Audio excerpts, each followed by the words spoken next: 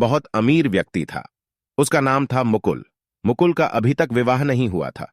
उसके माता पिता उसके लिए उचित कन्या की तलाश में थे। वे मुकुल के लिए एक ऐसी पत्नी चाहते थे जो सुंदर हो, स्वभाव की अच्छी हो और घर का कामकाज भी अच्छी तरह जानती हो। मुकुल के भी कुछ मित्र थे जिनकी बहनें विवाह योग्य थीं। वह अपने मित्रों के घर मिलने जाता था, यह पता लगाने के लिए कि उन लड़कियों का स्वभाव कैसा है।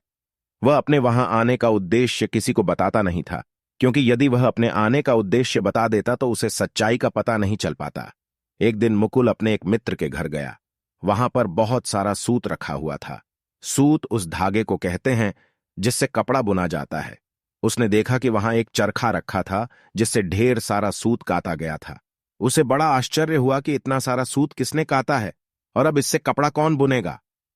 उसने अपने मित्र कौमां से पूछा, मां जी, ये सूत कौन कात रहा है?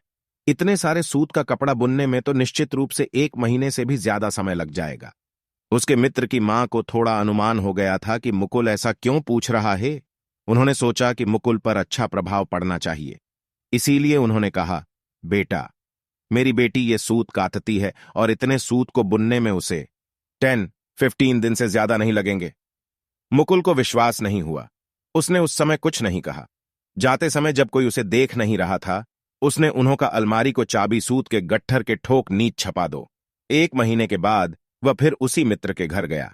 तब उसके मित्र की मां ने उसे एक अजीब किस्सा सुनाया। उन्होंने मुकुल से कहा कि पिछले 1 महीने से उनकी अलमारी की चाबी नहीं मिल रही है। उन्होंने पूरे घर में ढूंढ लिया है, लेकिन चाबी का कुछ पता नहीं चला। तब मुकुल उठा और उसने सूत का गट्ठर उठाया। चाबी ठीक उसी जगह रखी हुई थी जहां 1 महीना पहले उसने छोड़ी थी। ऐसा लगता था कि पिछले 1 महीने में सूत को हिलाया तक नहीं गया था।